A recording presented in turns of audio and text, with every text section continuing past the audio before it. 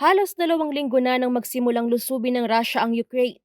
Ang internasyonal na usaping ito ay isa sa mga paksang madalas na maitanong sa mga kandidato sa pagkapangulo. Si Vice President Leni Robredo ang isa sa mga unang nagkondena sa ginagawang pananakop ng Russia sa Ukraine. Bagamat pinupuna ang kanyang tindig sa usapin, pinanindigan ni Robredo na kailangang tumayo ng bansa laban sa bullying, pagsalakay, paglabag sa karapatan sa kalayaan at banta sa buhay ng mga tao. Pabor naman si Presidential Candidate Senator Manny Pacquiao sa desisyon ng nasyonal na pamahalaan na makiisa sa mga bansang kinokondena ang gyera sa Ukraine, lalo na at miyembro ang Pilipinas ng United Nations. Bilang boxing champion na kinikilalang international figure, hindi umano solusyon sa problema ang gyera dahil parehong talo ang dalawang panig, lalo na at marami ang magbubuwis ng buhay. Mas mainam din daw kung peacemaker ang magiging papel ng bansa sa United Nations kaugnay ng usapin sa gyera. Manatiling neutral naman ang panig na tinitindigan ni Presidential Candidate Mayor Isko Moreno Dumagoso. Ang mahalaga raw sa ngayon ay mailikas sa mga Pilipinong nasa lugar ng labanan. Wala umanong kinalaman si Juan de la Cruz sa kasalukuyang kinakaharap ng Ukraine at Russia.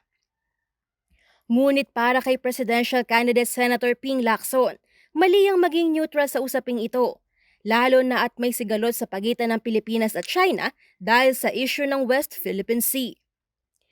Kung malagay umano ang Pilipinas sa sitwasyon ng Ukraine at lusubin na ibang bansa, ay nakakahiyang humingi ng tulong at simpatya kung walang tindig sa Ukraine-Russia war. Kung tutuusin ay may karapatan ng bansa na kondenahin ng Russia dahil signatory ang bansa sa United Nations Charter na nagsasabi na dapat may pakailam kapag may nangyayaring agresyon o paglusob sa higit na mahihinang mga bansa. Hinahangaan din daw ni Lacson ang katapangan ni President Vladimir Zelensky na patuloy na lumalaban para sa kalayaan ng mga Ukrainian. Hindi rin katanggap-tanggap para kay Kalyodi ang pagsalakay ng Russia sa Ukraine. Kailangan namanong manindigan ng Pilipinas bilang isang bansa na nakikiisa sa pandaigdigang kapayapaan at pakikipagkapatiran. Sa kabilang banda, nagkaroon naman ng baligtaran sa tindig ni Presidential Candidate Ferdinand Marcos Jr. Sa kanyang naunang pahayag noong March 1, sinabi niya na kailangan maging neutral ang bansa sa gyera sa Ukraine dahil wala naman umanong kinalaman dito ang Pilipinas. Ang mga Marcos supporters ay binatikos pa ang tindig ni Robredo na kumukondena sa Russia. Ngunit pagkalipas ng 3 araw, March 4 nang maglabas ng panibagong pahayag si Marcos Jr. na nakikiisa na raw siya sa panawagan na irespeto ng Russia ang kalayaan ng Ukraine.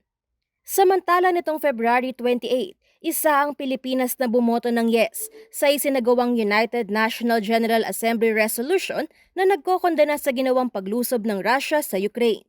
Angelica Cara, CLTV News.